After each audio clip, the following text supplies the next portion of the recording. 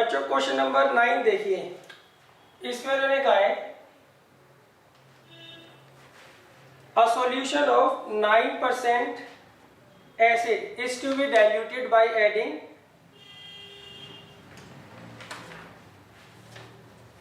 3% acid solution to it। देखिए भाई, इसमें उन्होंने कहा है आपको एक सॉल्यूशन दे रखा है, इसमें 9% जो है वो एसिड है, इसमें 9% क्या है, एसिड है। अब हमें क्या करना है, इसको डाइल्यूट करना है।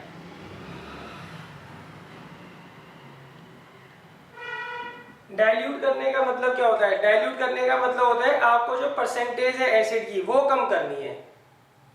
अभी इसमें जितना सॉल्यूशन है उसका 9% इसमें एसिड है, अब हमें इसे डाइल्यूट करना है। डाइल्यूट का मतलब होता है हमें परसेंटेज जो है एसिड की वो कम करनी है। उसके लिए हम क्या करते हैं, एक दूसरा सॉल्यूशन लेकर आए हैं, उसमें 3% एसिड है।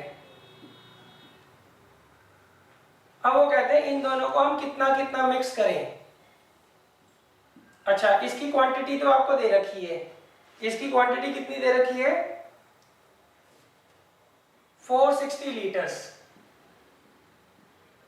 तो अब वो कहते हैं इसकी हम क्वांटिटी क्या लें ताकि इन दोनों का जो रिजल्टिंग मिक्सचर बने उसमें 5% से तो ज्यादा हो एसिड मगर 7% से कम हो। तो एक बार दोबारा समझ लो, इसमें उन्होंने कहा है आपको एक सॉल्यूशन दे रखा है, उसकी क्वांटिटी है 460 लीटर्स, इसमें 9% एसिड है, ये 9% एसिड सॉल्यूशन है। मतलब 460 का अगर आप 9% निकालते हो तो उतना एसिड लीटर्स में इसके अंदर है। अब वो कहते हैं अब हमें इसको डाइल्यूट करना है, मतलब इसके अंदर जो परसेंटेज है एसिड की वो कम करनी है। उसके लिए हम एक दूसरा सॉल्यूशन लेकर आए हैं जिसमें 3% एसिड है। अब हम इसकी क्वांटिटी क्या लें और इसके अंदर मिक्स करें ताकि जो रिजल्टिंग मिक्सचर बने उसमें जो क्वांटिटी है एसिड की वो 5% से तो ज्यादा हो, 7% से कम हो। तो देखो बच्चों, मैं ना इसकी लैंग्वेज आपको नहीं लिखवा रहा हूँ, बस सॉल्व करना सिखा रहा हूँ। तो सबसे पहले देखो इसके अंदर कितना एसिड होगा, इस सॉल्यूशन के अंदर वो होगा 460 का 9%। 460 का 9% कैसे निकालेंगे हम, 460 को 9 से मल्टीप्लाई करके 100 से डिवाइड कर देंगे। तो इसके अंदर कितना एसिड है, इतना एसिड है। अच्छा, इसके अंदर कितना एसिड होगा बच्चों, x का 3%। सही, तो इस सॉल्यूशन में इतना एसिड है, इस सॉल्यूशन में इतना एसिड है। जब हम इन दोनों को मिक्स करेंगे तो यहाँ पे जो एसिड की क्वांटिटी होगी इन litres, not in percentage, in litres, वो कितना होगा 460 का 9% प्लस x का 3%। अच्छा, तो ये तो बच्चों एसिड की क्वांटिटी हो गई, किसमें, रिजल्टिंग मिक्सचर में। अब देखो ये कितना क्वांटिटी ऑफ सॉल्यूशन है 460 लीटर्स, ये कितना क्वांटिटी ऑफ सॉल्यूशन है x लीटर्स। तो दोनों जब यहाँ पर मिक्स होंगे तो यहाँ कितनी क्वांटिटी ऑफ सॉल्यूशन आ गया, 460 प्लस x लीटर्स। सही। अब देखिए क्वेश्चन में उन्होंने क्या कहा है, ये जो एसिड का कंटेंट है इस सॉल्यूशन के 5% से तो ज्यादा हो और 7% से कम हो। मतलब ये जो एसिड की क्वांटिटी है इसके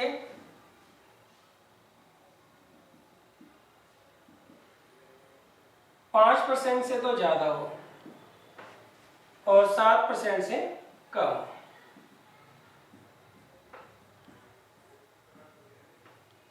क्लियर है बच्चों। अब इसे आप खुद सॉल्व कर लीजिएगा। एनसीईआरटी में एक ऐसा क्वेश्चन है, एक या मतलब 2 क्वेश्चन है शायद ऐसे, सही है। तो इसे आप कैलकुलेट कर लेना, ये काफी मतलब इंपॉर्टेंट क्वेश्चन है। अगर वर्ड प्रॉब्लम आती है ना 6 चैप्टर में तो ज्यादातर ऐसे ही क्वेश्चंस आते हैं हमारे पास। सर इसके बता दो जो बीच में 460 × 9/100 ये वाली टर्म कैसे है, बता दो। देखो इसकी क्वांटिटी कितनी है 460 लीटर्स और ये 9% एसिड सॉल्यूशन है। 9% एसिड सॉल्यूशन का मतलब क्या होता है कि इसके अंदर जो एसिड होगा इस सॉल्यूशन के अंदर वो 460 का 9% होगा, 460 का 9%। तो 460 का 9% कैसे निकालते हैं, 460 को 9 से मल्टीप्लाई कर लेंगे, 100 से डिवाइड कर देंगे। तो इतनी क्वांटिटी ऑफ एसिड इस सॉल्यूशन के अंदर है। अच्छा, इसकी क्वांटिटी कितनी है x लीटर, और ये कितने परसेंट एसिड सॉल्यूशन है, 3%, मतलब x का 3% जो होगा इसके अंदर एसिड होगा। तो x का 3% कैसे निकालेंगे, x को 3 से मल्टीप्लाई करके 100 से डिवाइड कर देंगे। अब ये एसिड सारा का सारा इसके अंदर आ जाएगा, तो इसके अंदर कितना एसिड होगा, इन दोनों का सम। अच्छा, ये कितना सॉल्यूशन है, 460 लीटर्स, ये कितना है x लीटर्स, दोनों ऐड होकर यहाँ आ जाएंगे। तो इसमें कितनी क्वांटिटी ऑफ सॉल्यूशन है, 460 का 460 प्लस x। अच्छा, अब ये जो एसिड है इस क्वांटिटी के 5% से तो ज्यादा होना चाहिए, 7% से कम होना चाहिए। सही बच्चों, ये तो कर लोगे आप लोग सॉल्व। Yes sir. चलो अब देखो, इसके बाद है क्वेश्चन नंबर 10, तो इजी है, खैर एनसीईआरटी का क्वेश्चन है, वैसे ही है लगभग ये। क्वेश्चन नंबर 11 भी वैसे ही है बच्चों। अब मैं क्वेश्चन नंबर 12 करवाता हूं आपको। है तो क्वेश्चन 12 इजी, मगर ये थोड़ा वैसा लैंग्वेज अलग है इसकी। सही है, ये जो दो क्वेश्चन छोड़े हैं ना मैंने, 10 और 11, ये तो एनसीईआरटी में है, डिजिट्स चेंज है बस।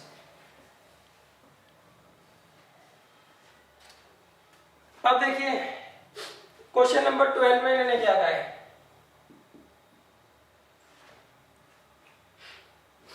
क्वेश्चन नंबर 12 में इन्होंने कहा है, in drilling world's deepest hole it was found that temperature T in degree Celsius x kilometre below the earth surface is given by this formula। देखिए ये आपको फॉर्मूला दे रखा है,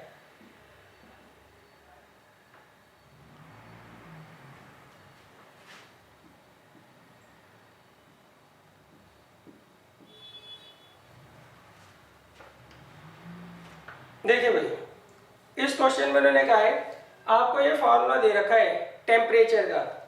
सही है, ये टेम्परेचर है कहां पर, ये क्या करते हैं, अर्थ की जो सरफेस है उसको ड्रिल करते हैं। अब अगर हम x किलोमीटर नीचे चले जाते हैं अर्थ सरफेस से, तो वहां पर जो टेम्परेचर होगा वो कैपिटल T होगा, और कैपिटल T फाइंड आउट करने का ये फार्मूला इन्होंने हमें दे रखा है। सही। अच्छा, ये फार्मूला वैलिड किस रेंज के बीच में है, 3 से 15 किलोमीटर की रेंज के बीच में ये फार्मूला जो है एप्लीकेबल है। 3 से 15 तक की रेंज के लिए ये फार्मूला क्या है, एप्लीकेबल है। क्वेश्चन आगे समझ। देखो मैं ये अर्थ बना देता हूँ, ये हो गई अर्थ, ये इसकी सरफेस हो गई, ये मैंने यहाँ सरफेस बना दी, ये वाली सरफेस यहाँ बना दी। अब इसको कोई ड्रिल कर रहा है, ड्रिल करके अंदर की तरफ जा रहा है। सही। तो अब वो कहते हैं अगर वो x किलोमीटर डीप चला जाता है तो वहां पे जो टेम्परेचर होगा वो कैपिटल T होगा, और कैपिटल T और x में ये रिलेशन है। मान लीजिए वो 10 किलोमीटर अंदर चला गया अर्थ के, तो आप x की जगह यहाँ पे 10 रख दीजिए, जो सॉल्व करके होकर आएगा वो क्या होगा, टेम्परेचर होगा उस रीजन का। सही। अच्छा, ये फॉर्मूला वैलिड कहां से कहां तक है, 3 किलोमीटर से 15 किलोमीटर तक ये क्या है, फॉर्मूला वैलिड है। क्लियर है। अगर आप 15 किलोमीटर से आगे चले जाते हैं उसके लिए उन्होंने कोई फॉर्मूला नहीं दे रखा। अगर आप 1 से लेके 3 किलोमीटर तक जाते हो उसके लिए भी कोई फॉर्मूला दे नहीं रखा है। अच्छा, अब वो कहते हैं हम अर्थ में कितना नीचे जाएं ताकि वहां पर जो टेम्परेचर हो अर्थ का वो 155 से 205 के बीच में हो। सही। उन्होंने x की वैल्यू पूछी है, x की रेंज पूछी है, ताकि टेम्परेचर जो है वो 155 से 205 के बीच में हो। सही। डिग्री सेल्सियस में है टेम्परेचर।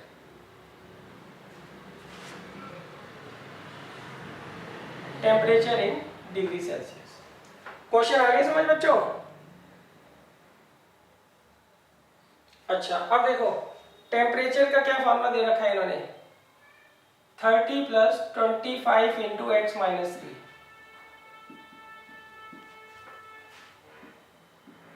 अब बताइए बच्चों, इसे सॉल्व तो कर लोगे आप लोग। Yes sir. तो आएगा 30 प्लस 25x माइनस 75 और ये 205।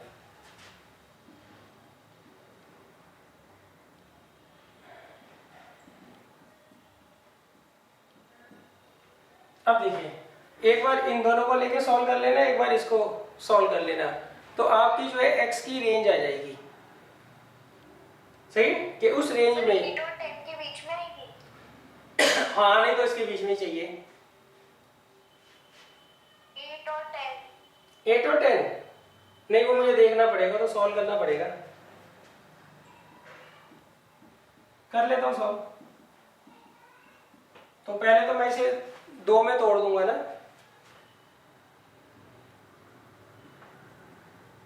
हाँ 8 और 10 ही आ रहा है बच्चों। ये आ गया 200 इज लेस देन 25x और यहाँ पे 25x इज लेस देन 250। काट दो 8 और ये 10। हाँ 8 से 10 किलोमीटर के बीच में आपको इस रेंज का टेम्परेचर देखने को मिलेगा।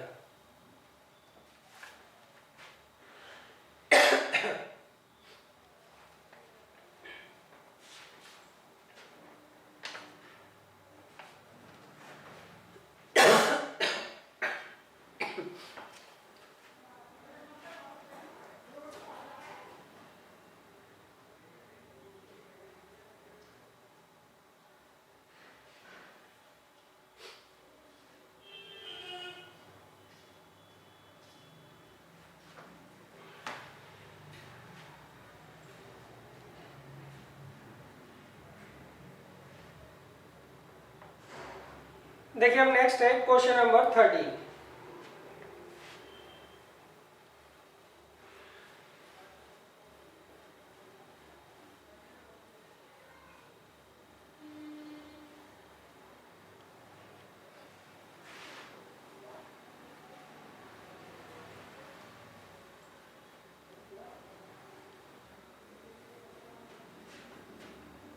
देखिए क्वेश्चन नंबर 13 में उन्होंने क्या कहा है, solve the following system of inequalities. याद रखें 2x plus 1 upon 7x minus 1 is greater than 5 and x plus 7 upon x minus 8 is greater than 2। In inequalities को हमें क्या करना है, सॉल्व करना है। सॉल्व करने का क्या मतलब होता है बच्चों, पहले हम इसे सॉल्व करेंगे, सही है, और फिर इसे सॉल्व करेंगे। ये दोनों अलग अलग इनइक्वालिटी है ना, अगर इनमें कोई कॉमन सॉल्यूशन आ रहा होगा तो हम उसी को लिखेंगे, अगर कॉमन सॉल्यूशन नहीं आ रहा होगा तो हम क्या करेंगे, लिख देंगे इट हैज नो सॉल्यूशन। अच्छा ये बताइए क्या नाम है आपका, शिवेश, ये बताओ यहाँ क्रॉस मल्टीप्लाई हो सकती है बच्चों?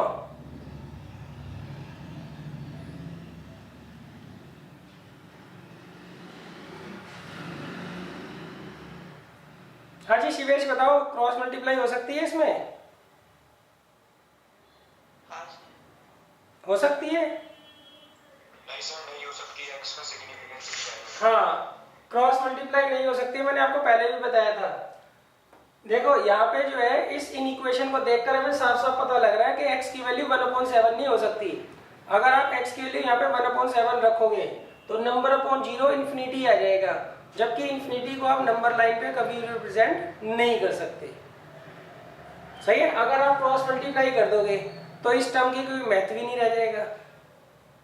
ये आप सीधा रट लो, अगर नीचे डिनोमिनेटर में x की टर्म है तो आप क्रॉस मल्टीप्लाई नहीं कर सकते, अगर ये न्यूमेरिकल टर्म होती तो आप कर सकते थे क्रॉस मल्टीप्लाई।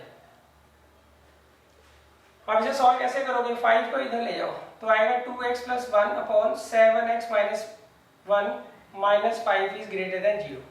अब लीजिए एलसीएम, 7x minus 1 तो ये आएगा 2x plus 1, क्रॉस मल्टीप्लाई कर लो, minus 35x plus 5 is greater than 0। तो कितना आ गया बच्चों, ये 6 minus 33x upon 7x minus 1 is greater then 0। अब लगाइए यहाँ पे वेवी कर्व मेथड। एक तो फैक्टर से आएगी x की वैल्यू 1/7, उस पे ओपन इंटरवल आएगा। इसको पुट करो बच्चों, तो x की वैल्यू आएगी 6/33, दैट मीन्स 2/11।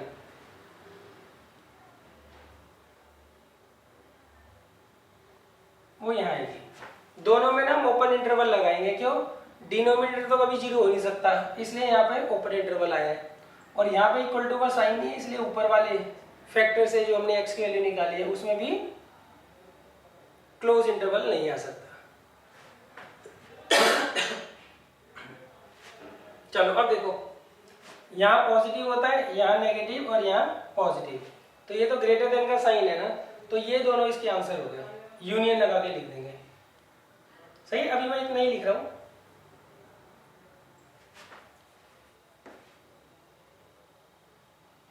चलो अब देखो, अंशिका बेटा बताओ, ये 2 को इधर ले जाओ या क्रॉस मल्टीप्लाई करूं, बताओ।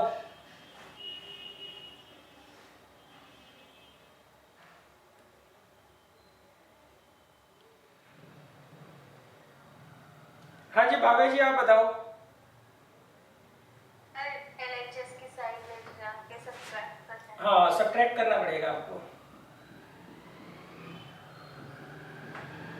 सही, अब हम एलसीएम ले लेते हैं। x माइनस 8, तो ये आ गया x plus 7 minus 2 into x minus 8, तो ये आ गया x plus 7 minus 2x plus 16। ये कितना आ जाएगा बच्चों? 23 minus x upon x minus 8 is greater then 0। अब यहाँ बनाओ वेवी कर्व मेथड लगाओ। ऊपर वाले फैक्टर को 0 पुट करो तो x की वैल्यू आएगी 23, नीचे वाले को करो 0 तो x की वैल्यू आएगी 8। सही है, ये पॉजिटिव नेगेटिव पॉजिटिव। यहाँ देखिए, यहाँ पे भी ग्रेटर देन का साइन है ना, तो ये दोनों इसके आंसर होंगे। सही है। अच्छा अब देखो, ये इनइक्वेशन अलग है, ये इनइक्वेशन अलग है। अगर इनमें कोई कॉमन सॉल्यूशन आएगा तो हम आंसर लिखेंगे, कॉमन अगर नहीं आएगा तो हम सीधे लिख देंगे इट हैज नो सॉल्यूशन। सही है। तो पहले आप इतना नोट कर लीजिए।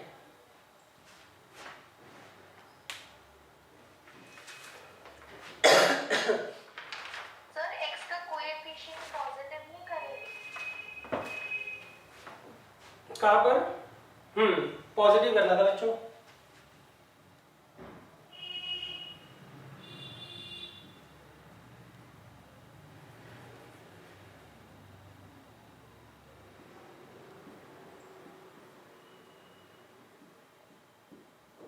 सही।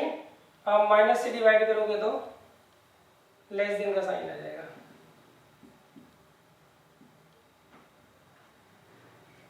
सही, तो लेस देन वाला है तो ये आंसर है बच्चों फिर तो। सही कर ली। पहली वाली में भी फिर ऐसे ही होगा ना? पहले वाले में भी करना था, मैं तो करना ही भूल गया।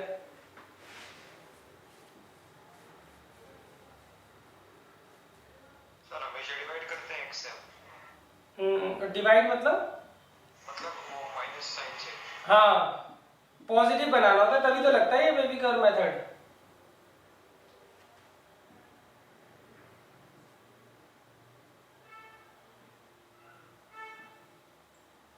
सही।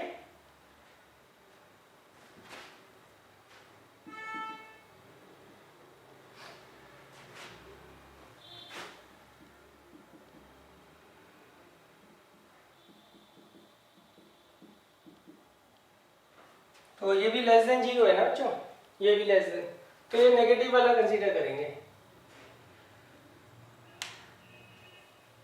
चलो ये तो आसान हो गया बच्चों, देख के ही पता लग रहा है कुछ भी कॉमन नहीं आ रहा, तो इट हैज नो सॉल्यूशन।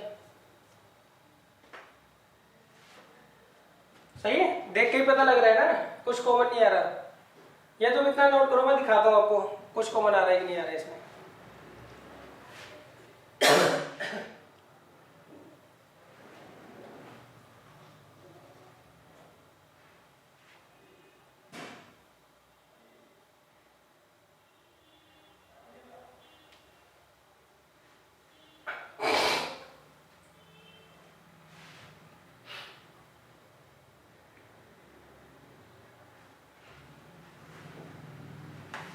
कर लिया बच्चा नोट? 1 minute sir.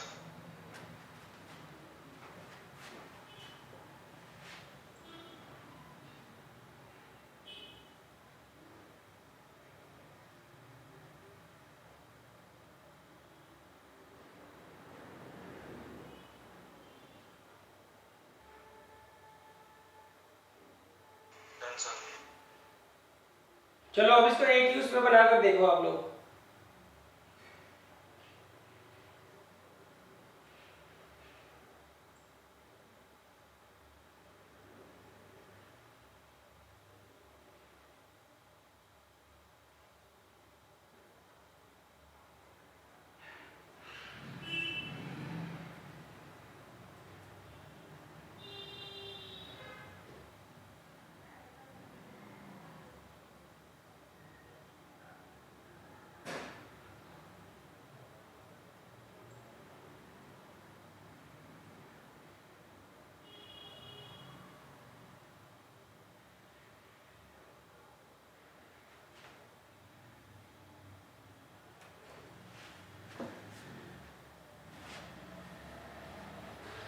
बताओ किसको समझ नहीं आ रहा है इसका नो सॉल्यूशन है बच्चों?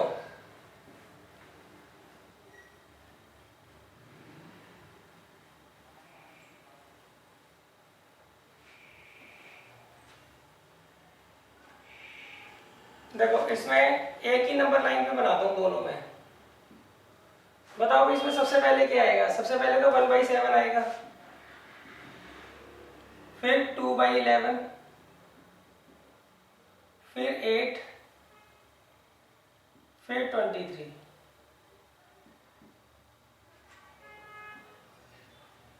सही है? पहले वाले का तो ये आंसर है,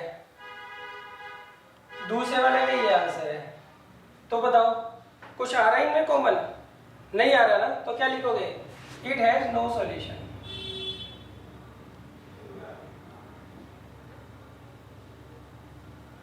इट हैज नो सॉल्यूशन। सही है बच्चों?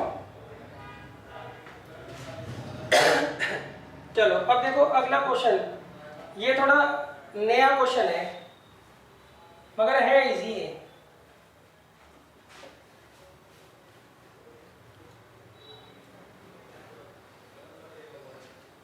इसमें उन्होंने कहा है find the linear inequalities for which the shaded region in the figure is the solution set. देखिए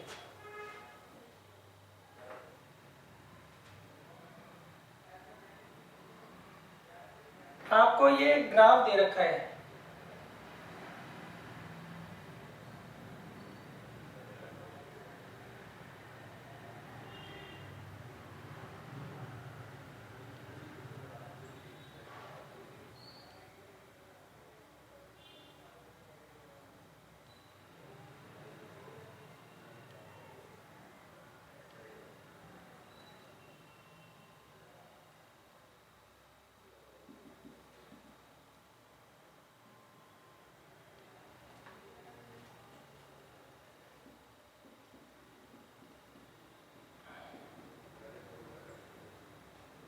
देखिए ये आपको ना ग्राफ दे रखा है।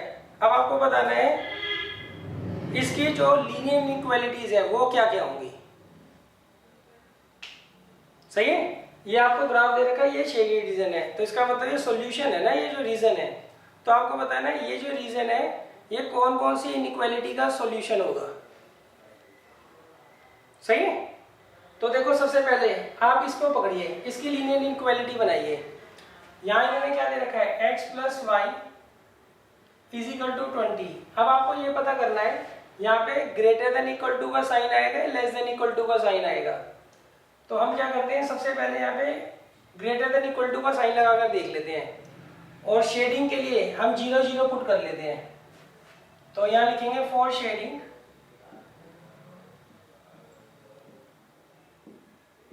Put x is equal to 0 and y is equal to 0। करो बच्चों पुट यहाँ पे 0 प्लस 0 इज ग्रेटर देन 20। बताओ ये सही है बच्चों गलत है? गलत है नहीं तो? गलत है। हाँ, तो यहाँ लिखूंगा फॉल्स। तो फिर मैं दूसरा सिंबल ट्राई करूंगा। अब यहाँ करो for shading put x is equal to 0 and y is equal to 0।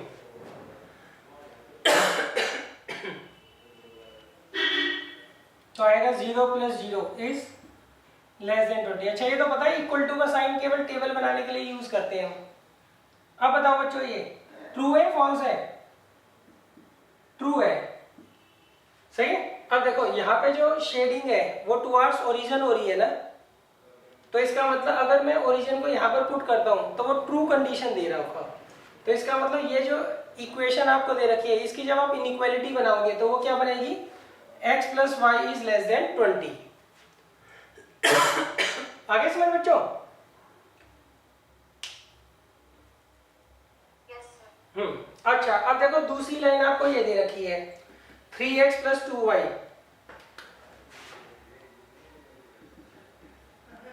Is equal to 48। अब आपको इसकी इनइक्वालिटी बनानी है, तो इसमें भी शेडिंग के लिए हम क्या करेंगे? ओरिजिन ही पुट करेंगे, सही है। एक बार तो यहाँ पे हम ग्रेटर देन का साइन लगाएंगे और एक बार लेस देन का साइन लगाएंगे और देखेंगे कौन से साइन को ओरिजिन जो है वो सेटिस्फाई कर रहा है, सही है। देखो इस लाइन से नीचे हो रही है ना शेडिंग, तो इसका मतलब ओरिजिन जो है इसकी इक्वेशन को, इसकी इनइक्वालिटी को क्या करना चाहिए? फॉलो करना चाहिए, सेटिस्फाई करना चाहिए, ट्रू कंडीशन देनी चाहिए, सही है। तो फिर अब तो ओरल भी कर सकते हो आप। पहले मैं यहाँ पे ग्रेटर देन का साइन लगा के देख लेता हूँ। अब पुट करता हूँ x इज इक्वल टू 0 और y इज इक्वल टू 0। तो ये तो फॉल्स है ना बच्चों, हमें तो ट्रू ढूंढना है ना, क्योंकि शेडिंग जो है टुवर्ड्स ओरिजिन हो रही है। अब मैं लेस देन का साइन ले लेता हूँ। यहाँ पे क्या पुट करूंगा? x इज इक्वल टू 0 और y इज इक्वल टू 0। ये ट्रू है बच्चों, सही है। तो एक तो इनइक्वालिटी बच्चों ये हो गई। यहाँ पे हम क्या करेंगे? इक्वल टू का साइन और लगाएंगे और यहाँ पर भी, सही है, क्योंकि यहाँ पे डार्क लाइन है ना। अगर डॉटेड लाइन होती तो हम इक्वल टू का साइन नहीं लगाते यहाँ पे। अच्छा ये दो इनइक्वालिटी हो गई बच्चों। आप जरा सोच के बताओ क्या इन दोनों के अलावा भी कोई दूसरी इनइक्वालिटी यहाँ पे यूज हो रही होगी?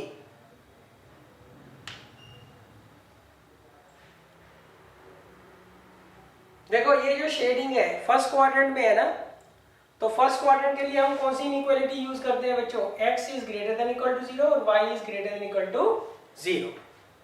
तो ये किन चार लीनियर इनइक्वालिटी को सेटिस्फाई करेगा? एक x is greater than equal to 0, दूसरी y is greater than equal to 0, तीसरी x plus Y less than equal to 20 और fourth 3x plus 2y is less than equal to 48। तो इन चारों inequalities का जो सॉल्यूशन होगा वो ये रीजन होगा। बताओ बच्चों ये आया समझ?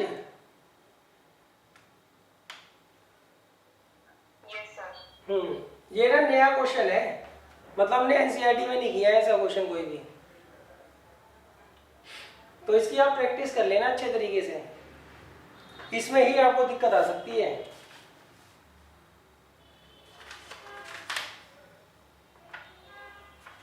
सही, आप एक बार ध्यान रखना, कभी भी शेडिंग अगर फर्स्ट क्वाड्रेंट तक ही लिमिटेड हो तो ये दोनों हमें अपनी तरफ से लगानी पड़ती है। अच्छा चलो आप ये मान लो कि आपको ना ये इक्वेशन ही दे रखी, मैं रब कर देता हूं थोड़ी देर के लिए।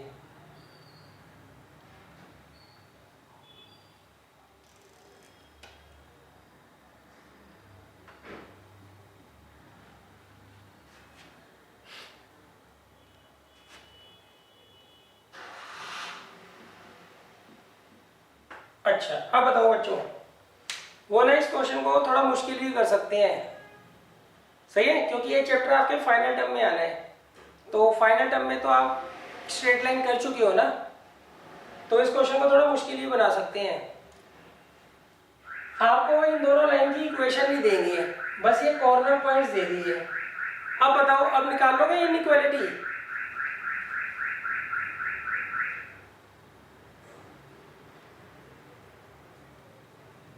हाँ जी आयुष बताओ, अब निकाल लोगे? Yes sir. हाँ निकाल लेंगे। कैसे? आप यहाँ पे 2 पॉइंट फॉर्म लगाकर इस लाइन की इक्वेशन निकाल लेना। वो आ रही होगी 3x plus 2y is equal to 48, और यहाँ पे 2 पॉइंट फॉर्म लगाकर इस लाइन की इक्वेशन निकाल लेना।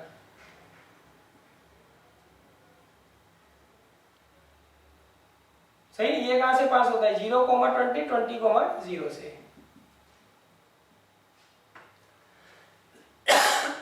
सही है, फिर देख लेना कि यहाँ पे ग्रेटर देन इक्वल टू का साइन आएगा, लेस देन इक्वल टू का साइन आएगा। सिमिलरली यहाँ भी चेक कर लेना कि ग्रेटर देन इक्वल टू का साइन आएगा या फिर लेस देन इक्वल टू का साइन आएगा। ये कर लीजिए आप लोग नोट।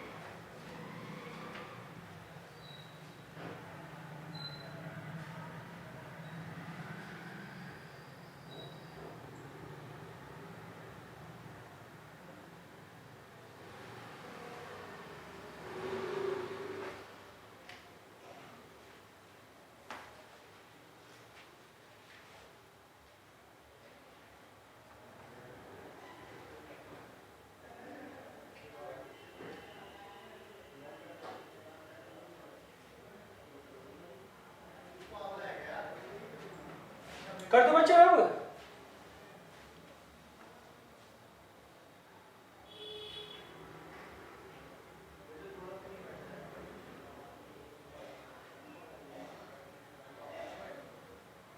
मेहुल कर लिया आपने नोट?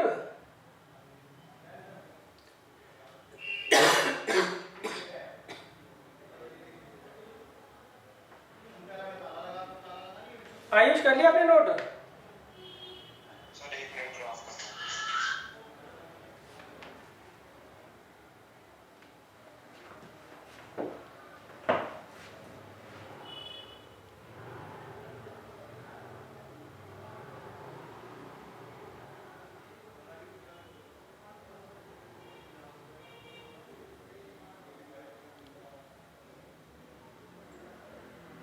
सर चलो अब देखो,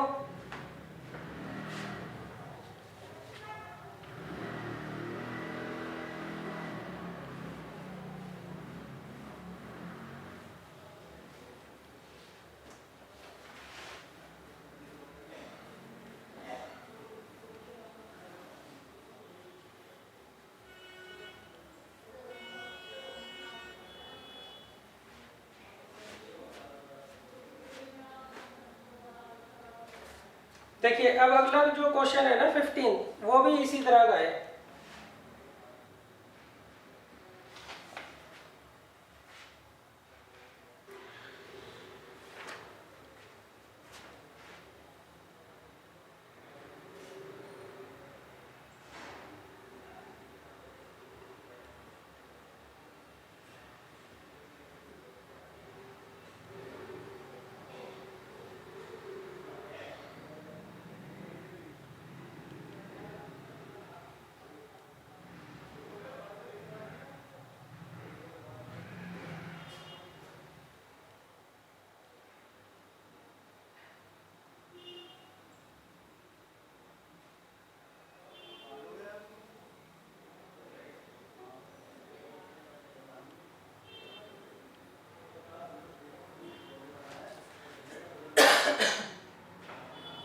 ये पॉइंट हमें दे रखा है 4,0, ये ओरिजिन, ये एक्स डैश, ये एक्स,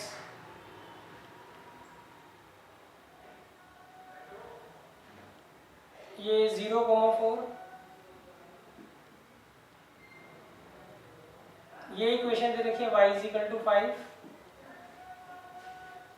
इस लाइन की इक्वेशन दे रखी है x plus y equal to 4, इस लाइन की x plus y equal to 8,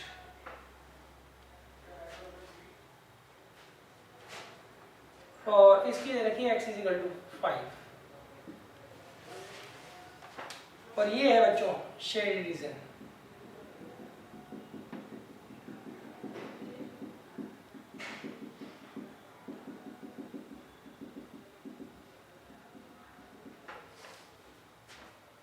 सही बच्चों, अब आपको बताना है find the linear inequalities for which the shared reason is the given solution set. बताओ बच्चों, कर लोगे इसको? मैं सबसे पहले देखता हूँ यहाँ पे लाइन कौन कौन सी इन्वॉल्व है। एक तो x plus y equal to 4 involve है इसमें, दूसरी x plus y equal to 8, तीसरी y इज इक्वल टू 5, और fourth x is equal to 5। ये चार इक्वेशन जो है इन्वॉल्व है इसमें, सही है। अच्छा, अब देखो इसका जो शेयर्ड रीजन है वो फर्स्ट क्वाड्रेंट में है ना, तो दो इनइक्वालिटी तो ये होंगी आपकी, बाकी चार इनको बनाएंगे हम, सही है। ये तो समझ आ गया ना, हमारा जो शेयर्ड रीजन है वो फर्स्ट क्वाड्रेंट में है, इसलिए ये दोनों तो कंपलसरी है, ये दोनों तो इनइक्वालिटीज होंगी ही। नेक्स्ट, अब हम इसमें देखते हैं, इसमें ग्रेटर देन इक्वल टू का साइन आएगा या फिर लेस देन इक्वल टू का साइन आएगा। तो अब देखो ये line x plus y equal to 4, इसकी जो शेडिंग हो रही है वो अवे फ्रॉम द ओरिजिन हो रही है, ऊपर की तरफ हो रही है, तो इसका मतलब ओरिजिन जो है इस इनइक्वालिटी को, इस से जो इनइक्वालिटी बनेगी उसको सेटिस्फाई नहीं कर रहा होगा, सही। तो मैं एक बार पहले ग्रेटर देन का साइन लगा के देख लेता हूँ यहाँ पे।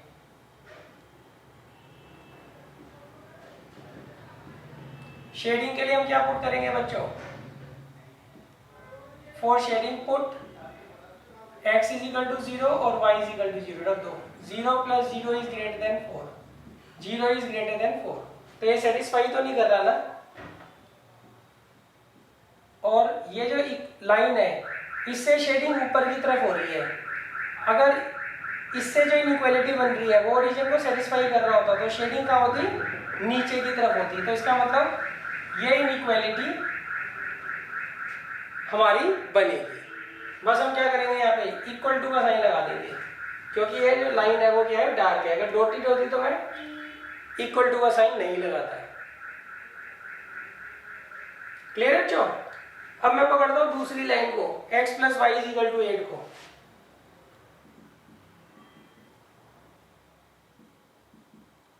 अच्छा, अब देखो x plus Y is equal to 8 जो है उससे शेडिंग नीचे की तरफ हो रही है।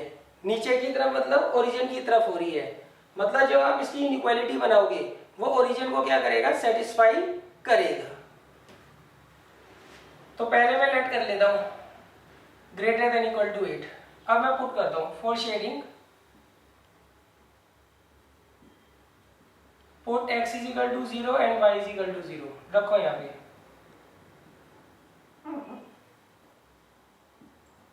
तो ये तो फॉल्स है ना, मतलब ये ओरिजिन को सेटिस्फाई नहीं कर रहा, जबकि इससे जो इनइक्वालिटी बनेगी वो ओरिजिन को जरूर सेटिस्फाई करेगी। क्यों जरूर सेटिस्फाई करेगी? क्योंकि शेडिंग नीचे की तरफ है ना, टुवर्ड्स ओरिजिन है।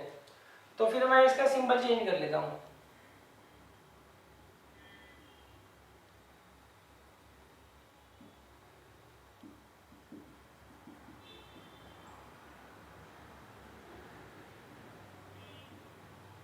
For shading, put x is equal to 0 and y is equal to 0. True है, तो इसका मतलब दूसरी ये हमारी इनइक्वालिटी बन गई। सही है। तो ये दो इनइक्वालिटी हमने बना दी, अब इससे बनानी है। ये आगे समझ। अच्छा, जैसे जैसे आपको प्रैक्टिस होगी ना तो आपको देखते ही पता लग जाएगा कि यहाँ पे लेस देन का साइन आएगा, ग्रेटर देन का साइन आएगा। तो आप उसमें जो सेटिस्फाई नहीं कर रहा होगा ना केस, उसको एज्यूम ही मत करना। बच्चों ये दोनों इनइक्वालिटी, इससे और इससे जो इनइक्वालिटी बनी है वो तो समझ आ गई ना कैसे बनी है। पहले आपको देखना ये जो लाइन है इससे शेडिंग नीचे हो रही है ऊपर हो रही है। अगर नीचे हो रही है तो इसका मतलब ये ओरिजिन को सेटिस्फाई कर रहा है, अगर ऊपर हो रही है तो ये ओरिजिन को सेटिस्फाई नहीं कर रहा है। सही। सिमिलरली इसको भी देखेंगे, ये तो ओरिजिन को सेटिस्फाई नहीं कर रहा, क्यों? इससे ऊपर शेडिंग हो रही है। ये ओरिजिन को सेटिस्फाई कर रहा है क्योंकि इससे नीचे शेडिंग हो रही है।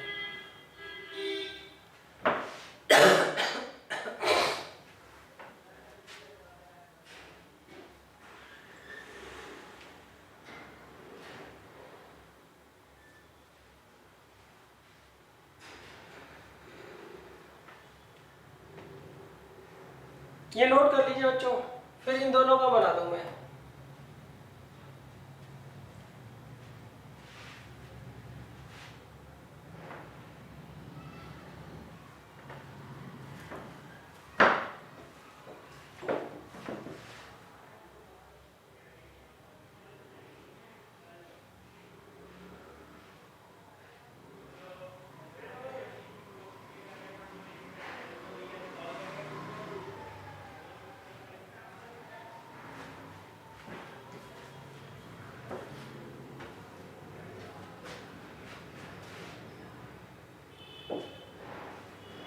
देखिए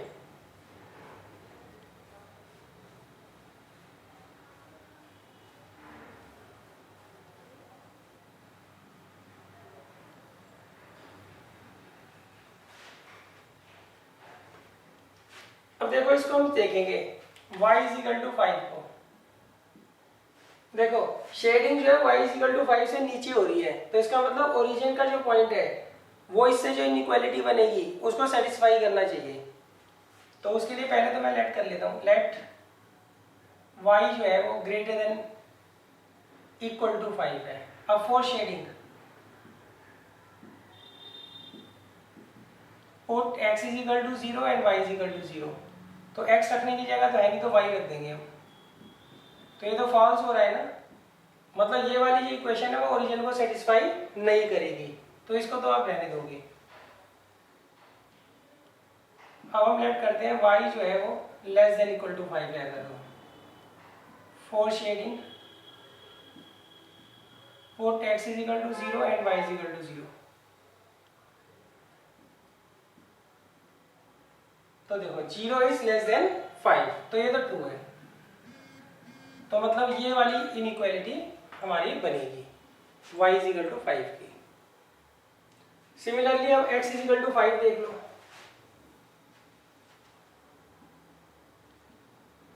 इसके लिए मैं लेट कर लेता हूं पहले लेस देन इक्वल टू 5। सही। तो आप चेक करके देख लेना, ये जो है ओरिजिन को सेटिस्फाई करेगा और हमें चाहिए भी। x इज इक्वल टू 5 के क्या हो रहा है, इधर की तरफ शेडिंग हो रही है, मतलब ओरिजिन का जो पॉइंट है उसको सेटिस्फाई करना चाहिए। सही है। तो ये सेटिस्फाई कर ही रहा होगा, देख लेना। For shading put x is equal to 0 and y is equal to 0। तो इधर ट्रू है ना, तो इसका मतलब यही इनइक्वालिटी बनेगी। सही है। तो हमने इसकी इनइक्वालिटी बना ली, इसकी बना ली, इसकी बना ली, इसकी बना ली, और दो ये। तो ये 6 जो इनइक्वालिटी होंगी उनका कॉमन सॉल्यूशन ये होगा।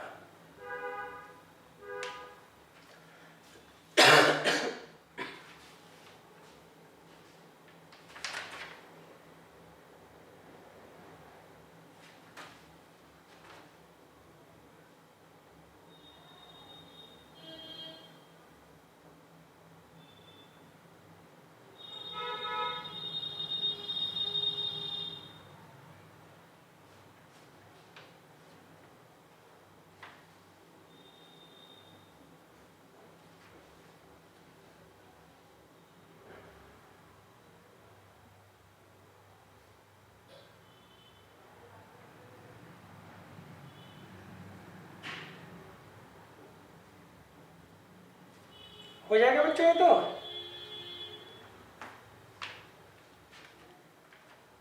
अब देखो नेक्स्ट है क्वेश्चन नंबर 16।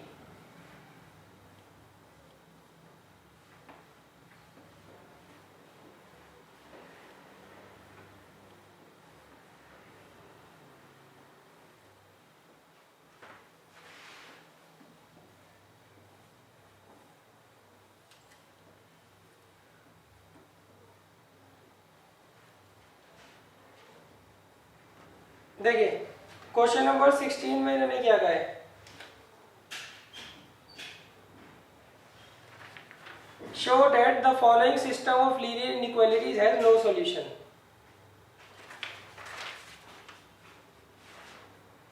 यहाँ इन्होंने दिया है x plus 2y is less than equal to 3, 3x plus 4y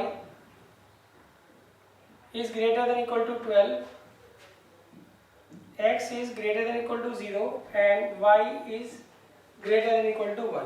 देखो भाई इसमें हमें शो करना है ये जो आपको चार इनइक्वालिटीज दे रखी हैं इसका कोई भी सॉल्यूशन नहीं होगा। तो हम क्या करेंगे, इन सबको अलग अलग पहले इनकी टेबल बना लेंगे, फिर उसको ग्राफ पर रिप्रेजेंट करेंगे, सही है, और फिर इनकी शेडिंग देख लेंगे किधर आएगी। तो एट द एंड आपको दिखेगा इनका जो है कोई भी कॉमन रीजन नहीं होगा, इसलिए इसका क्या होगा, इट हैज नो सॉल्यूशन। सही। क्वेश्चन में लगा है show that the following system of linear inequalities have no solution, मतलब इनका कोई भी कॉमन शेडेड रीजन नहीं होगा। सही। तो पहले हम चारों की टेबल बना लेते हैं। x को रखो 0 तो y आ गया 3/2, y को रखो 0 तो x आ गया 3,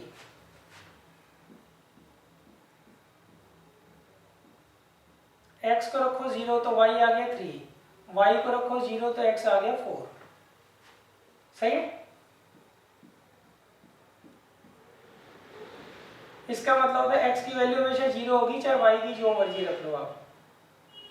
और इसका मतलब क्या होता है, y की वैल्यू हमेशा 1 होगी, x की वैल्यू चाहे आप जो मर्जी रखो। तो पहले मैं इसको रिप्रेजेंट करता हूँ।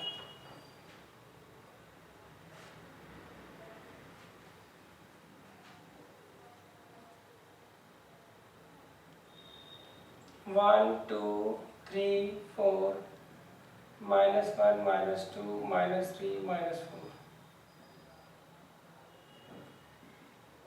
तो देखो 0,3/2 वो तो यहाँ आएगा कहीं, और 3,0 यहाँ आएगा। कर लो इसको ज्वाइन।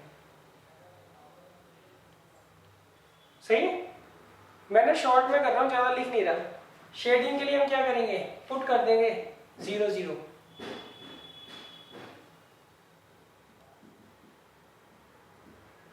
तो बताओ ये ट्रू है ना बच्चों बात।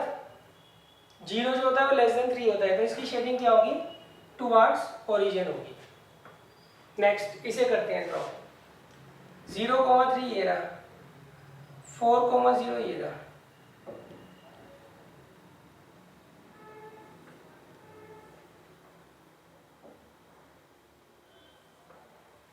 सही। अब इसमें रख दो 0 0। तो 0 ग्रेटर देन 12, तो ये तो फॉल्स है ना, फॉल्स है तो इसका मतलब ओरिजिन को ये सेटिस्फाई नहीं कर रहा, तो ओरिजिन के अगेंस्ट होगी इसकी शेडिंग। नेक्स्ट इसे करो 0,1 ये रहा, 0,2 ये रहा, 0,3 ये रहा। सही।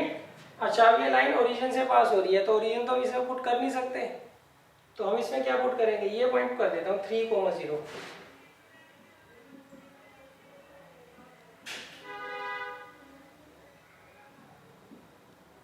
तो ये ट्रू है ना बच्चों, तो इसकी शेडिंग क्या होगी, 3,0 की तरफ होगी।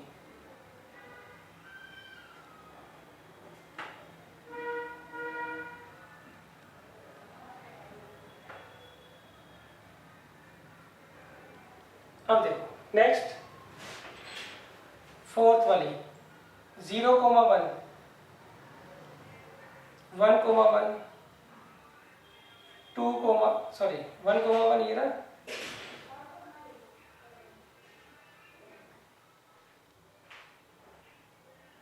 0,1 यहाँ आएगा बच्चों, सॉरी मैंने गड़बड़ कर दी।